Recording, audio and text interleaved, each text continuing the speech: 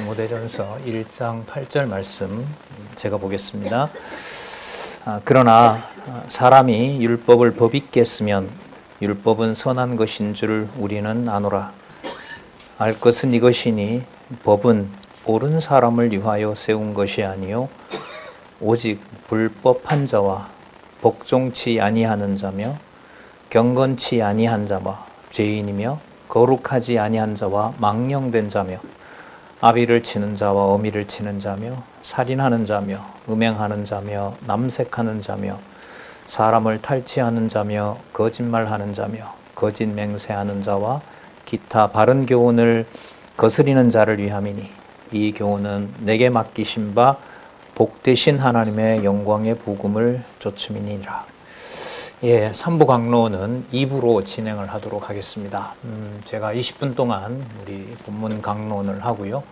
그리고 마치고 한 30여 분 남는 시간은 우리 이번에 오이코스 대학교의 여러 행사에 참여하신 우리 목회학 석박사 과정에 입학하신 양대근 장로님의 수업을 직접 참여하셨고 해서 소감을 잠시 듣고요. 우리 이번에 경영학 명예박사 학위를 오이코스로부터 기쁘게 받았죠. 김인수 장로님 소감을 좀 듣고요. 그 전에 두 번째 제가 하겠습니다.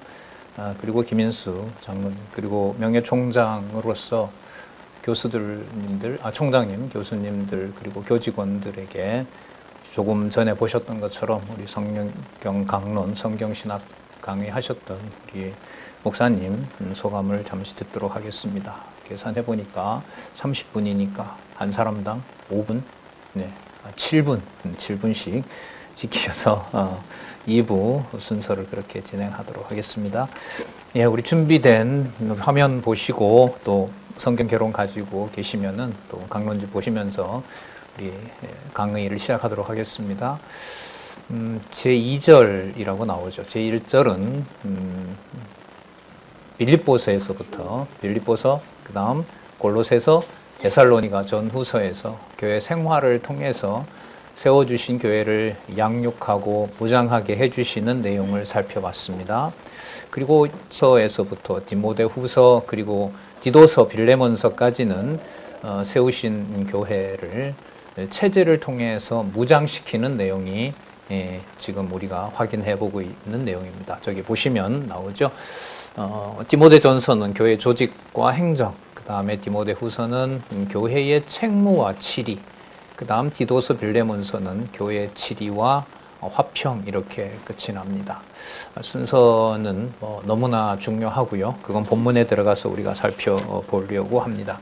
지난 시간에 우리 디모데전서의 교회의 조직과 행정에서 먼저 교회를 조직하게 하시는 또 이것이 왜 무장인지 또 그것을 하나님의 말씀이 그렇게 주관해 가신다는 사실을 우리가 잠시 1장 1절에서부터 7절까지 먼저 살펴봤습니다. 그리고 오늘 계속 이어서 교회 지도자를 소명하시고 그리고 소명하신 지도자에게 임무를 부여하시고 그리고 부여하신 임무를 성령께서 관리하세요. 그래서 지도자의 자격까지 성령께서 주관하시면서 교회 조직의 원칙을 성령께서 세우신다는 내용을 본문을 통해서 확인할 겁니다. 그런 다음에 이제 실질적인 그리스도의 통치가 일어나게 됩니다. 그게 3장 14절에서부터 6장까지 그게 바로 교회 행정의 원칙입니다.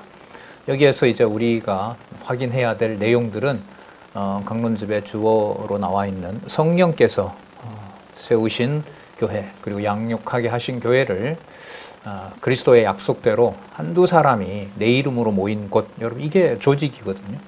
큰 어떤 이 규모를 교회로 생각해 오던 우리 관념으로는 이 디모데전서에서부터 빌레몬서까지를 도저히 볼 수가 없습니다. 그래서 기존의 교회에 대한 그 생각과 판단을 전부 내려놓게 하셔야 이 교회의 조직을 알 수가 있습니다. 안 그러면 머릿속에 어느 정도 이렇게 규모가 갖추어진 교회를 연상하고 들어가게 되면은 사실 그것도 다 성령께서 전부 거짓 진리를 드러내시기도 하시죠. 그런 생활에 우리가 젖어 있었기도 하고, 그래서 그 말씀의 능력으로 다 보여주시면서 한두 사람이 모인 진리의 말씀으로 모이게 한 그 교회가 가지는 그 이루 말할 수 없는 진짜 전우주적인 가치에 대해서 우리가 본문을 통해서 살펴보려고 합니다. 그리고 디모데후서에 가면 자연스럽게 책무도 깨닫게 하시고, 그 다음에 치리는 진리로 치리하게 하시는 겁니다. 그리고 혼자 있더라도 세운 지도자는 섬에 혼자 남겨진 디도처럼 모든 사람들이 다 거짓말장이처럼 대적한다 하더라도 그곳에서 진리의 말씀으로 생명의 위협을 넘어서서 진리의 말씀을 더 붙잡게 하는 일이 디도서지만, 자, 이게 참 너무 재밌죠. 너무 놀라운데, 빌레몬서는 어느 누구의 인간적인 명령으로 되는 것이 아니라 진리의 말씀이 화평하게 하신다는 겁니다. 서열의 파괴, 계급의 파괴, 신분의 파괴, 이 말은 결국 지금 교회 문화에서 팽배한 명령의 문화를 성령께서 완전히 극복하게 하신다는 내용이 빌레몬서로 정리가 되고 있습니다. 오늘 전체 첫 시간 강론부터 두 번째, 또 저도 마찬가지인데요. 오늘은 성경 권위와 또 성경 신학이라는 생각이 듭니다. 성경 권위를 하나님께서 성경 신학을 통해서 어떻게 확증해 주신지에 대한 내용이 오늘 첫 시간부터 온몸으로 그렇게 깨닫게 해주신 것 같습니다. 먼저 1장 내용에서요, 교재를 보시면 8917페이지 교회 조직과 원칙 가운데 먼저 1장의 교회 지도자를 소명하는 내용이 나왔고요. 이 내용을 우리가 1장 1절에서부터 7절까지 살펴봤습니다. 8절로 연결을 하기 위해서 6절부터 7절까지 간단하게 읽고 계속 이어가겠습니다. 사람들이 이에서 벗어난다는 말은 5절에 나오겠죠. 정결한 마음, 선한 양심, 거짓 없는 믿음으로 나는 사랑. 너무너무 중요한 성경의 개념들이죠. 이 개념들은 도덕적인 개념이 아니고요. 머리 대신 그리스도께서 교회에 모아주신, 교회로 불러주신 창세전에 선택한 하나님의 백성들로부터 설명이 가능한 겁니다. 정결한 마음이라든지 선한 양심은 하나님이 기뻐하는 자로 양육시킨다는 거고요. 그 다음에 믿음은 믿음인데 거짓 없게 하시는 믿음으로 결국 사랑이 충만하도록 하시는 겁니다. 자, 6절에 보면 사람들이 이에서 벗어나 헛된 말에 빠져, 자, 7절에 보시면 율법의 선생이 되려 한다고 말합니다. 율법에 선생되는 것이 교회 조직 원칙에 처음으로 등장을 합니다. 율법은 쉽게 말하면 자신이 입법자가 되는 거예요. 성경에 기록한 말씀을 내 기준대로 하나님의 이름을 빙자해서 사람을 주관하도록, 사람을 억압하고 지배하고자 하는 도구로 쓰는 겁니다. 이게 율법의 선생이 되는 겁니다. 조금 전에 읽었던 1장 8절에 이 사실을 너무도 무섭게 알려주고 있습니다. 그래서 명령문의 문화와 인간이 만든 제도로 인해서 성경의 권위를 덮는 일이 팽배한 것이 한국 교회고 우리가 기존에 생활했던 삶이었고요. 참 섬뜩하게도 과거 총회에 가입한 적이 있었고 장안중앙 교회를 비롯해서 30여 교회가 교회 조직하에 노회와 정관에 의해서 운영됐다는 게 이 디모데 전서를 열면서 이게 온몸으로 이렇게 다가왔습니다. 하나님께서 대안을 제시해 주셨고 그 대안들을 지금 보시는 것처럼 오직 말씀으로 일부에서부터 이제 오늘 신학반까지 성경 권위를 무시하고 그것을 반역해서 전하지 않는 문화를 우리에게 주셨다는 게 너무너무 감사한 거죠. 자, 어쨌든 여기 보시면은 율법의 선생이 되려 하나 얼마나 무서운가 한번 보세요. 자기가 말하는 것이나 자기가 확증하는 것도 뭐 하지 못한다? 깨닫지 못해요. 명령문으로 들어가서 다른 사람을 지배하려고 하면 죄송합니다. 이미 끝난 겁니다. 그때부터. 이 말씀이 바울에게는 바울 자신은 빼고 말하게 되면 무슨 일이 벌어질까요? 이게 바울의 말이라면. 그래서 여러분 이 말을 바울의 말로 받아들인 많은 신학자들과 독일의 철학자들은 아주 죄송합니다. 주기를 진짜 니은, 오, 미음 이런 자로 얘기합니다. 제가 현대 독일 철학을 전공했잖아요. 니체라는 철학자, 진짜 천재거든요. 15살에 작곡을 하고 그 오케스트라를 만들 수 있는 곡도 만들고 뭐 영민하죠. 그런데 대학에 들어가서 보니까 이 바울이야말로, 사도 바울이라는 작자야말로 예수님이 자유롭게 해놓은 법을 새롭게 만들어서 온 천지를 돌아다니면서 교회를 자기의 율법으로 관리하려고 했던 아주 사악한 자. 이게 여러분 독일 신학의 특징입니다. 근대 현대 독일 신학의 특징이기 때문에 아주 마찬가지로 한국 교회에서도 이 문제는 깊이 짚어졌으면 좋겠고요. 우리는 교회 개혁론이 이제 2016년에 나왔잖아요. 그 바탕이 바로 말씀이고 그 말씀의 능력이 바로 1장 7절 말씀을 극복하게 해주실 때 교회 개혁이 말씀의 토대 위에서 이루어지는 겁니다. 무섭죠? 자기가 말하는 게 뭔지도 몰라요. 분명히 성경을 읽고 얘기하는데 자기가 확증도 해요. 자, 서론이 이렇고 본론이 이렇습니다. 근거는 구약에 있습니다. 신약에 있고 바울이 얘기했고 그리스도가 얘기했습니다. 자, 확증을 했어요. 여러분들이 다 아멘 했어요. 그런데 지금 여기서 얘기하는 것은 그렇게 하는 자기가 하는 일이 뭔지도 모른다는 겁니다. 그 얘기를 그러면 왜 했을까요? 인간적인 얘기지만 뭐 하려고?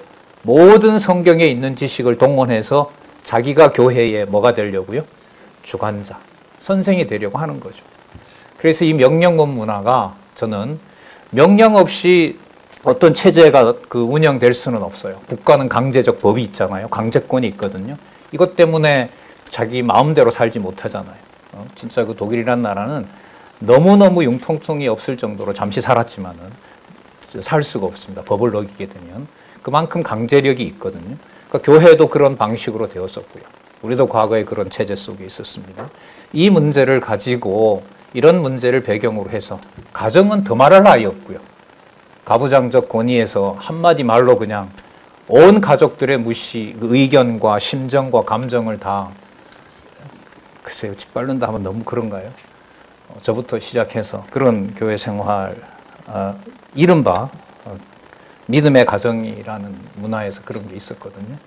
그래서 여러분 여기 보시는 대로 자기가 말하는 것이나 자기가 확증하는 것도 분명히 다 맞아요. 그러나 그게 자기가 율법의 선생이 되어 있는 줄을 모르게 한다는 거예요. 이게 이렇게 시작하는 것이 여러분 교회 체제를 통한 무장입니다. 자, 그 다음에 나오는 그러면 율법은 그렇다면 뭐냐? 율법은 지금 이 말씀으로 본다면은 성령께서 주관하시고 머리 대신 그리스도의 통치를 받지 않는 모든 성경의 내용을 빙자한 모든 것들은 바로 자신을 돌아볼 수 없게 한다는데 바로 무서운 하나님의 심판이 있는 거죠. 자, 그러면 뒤에 1장 8절에서부터 11절에 보시면 자, 요약 한번 볼까요? 불법자를 위한 율법이 아닌 자, 하나님의 영광의 복음을 맡겨 주셔야 가능합니다. 제일 마지막 11절에 한번 보세요. 이 교훈은 정말로 하나님의 택한 백성 그리고 디모데 전후서의 수신자는 전반적으로 봤을 때 이 역사적인 배경이나 문법적인 경우로 봤을 때 지도자들입니다. 금방 신앙 생활을 시작한 자들이 아니에요. 여기 보면. 그래서 3장에서부터 이제 감독이 나오잖아요. 여자, 남자 감독들이 나오는데 감독은 그야말로 우리로 말하는 권사님들, 그 다음에 장로님들, 그리고 집사님들, 교회에 연륜이 있는 분들이에요. 그런 분들이 가정교회에서부터 어떻게 진리의 말씀으로 무장하게 하는지가 이제 3장에서부터 나온다고 보면 되거든요. 그럼 1장, 2장 내용에 너무나 강한 이 하나님의 말씀의 이 전제를 먼저 밝혀주고 있어요. 자, 11절에 보시면 이 교훈은 내게 맡기신 거죠. 복되신 하나님의 영광의 복음을 쫓음이니라. 그러니까 하나님의 영광의 복되신 복음으로 인도하지 않으면 사실 고린도전서 13장에 이미 나왔어요. 천사의 말처럼 한다 하더라도 뭐가 된다고요? 울리는 꽹과리가 돼요. 똑같잖아요.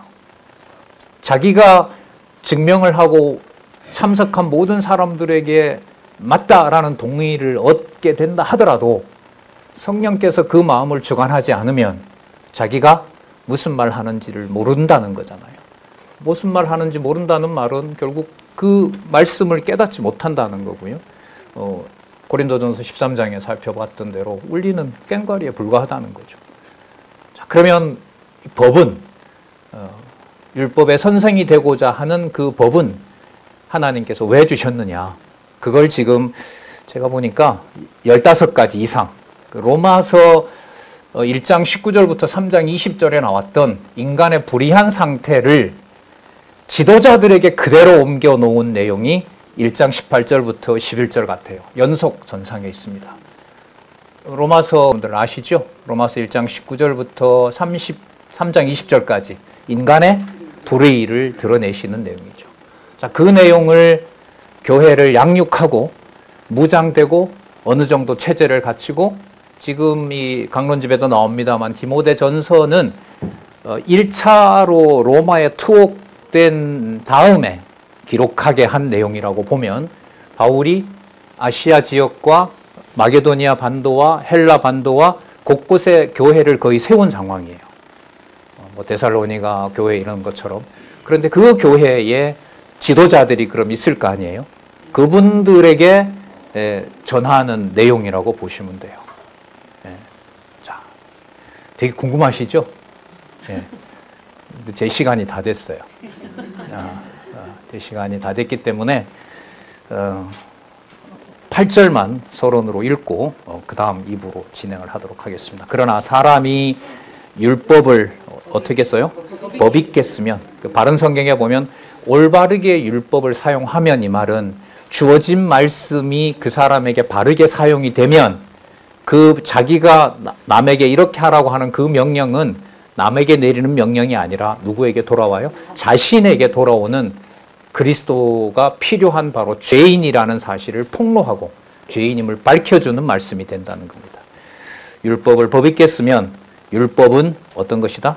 선한 것인 줄 우리가 아노라. 그러면 율법에 선생되는 것과 율법을 선하게 쓰는 것이 대조가 되겠죠. 그럼 율법을 선하게 쓰는 것은 바로 이러한 자임을 누가요? 지도자들이 이러한 자라는 것을 먼저 깨닫게 하는 것이 교회 체제, 교회 조직을 만들어 갈 때 이 바탕 위에서 그리스도의 몸된 교회를 무장시켜 나간다는 거죠. 참 아이러니죠. 조직의 이 그룹들을 먼저 뭐로 만들어 놓으시고 죄인으로 만들어 놓으시고 율법에 선생되지 않게 한 다음에 바로 하나님의 주 예수 그리스도의 온전한 교회가 세워지도록 하신다는 거, 그게 1장 8절부터 나옵니다.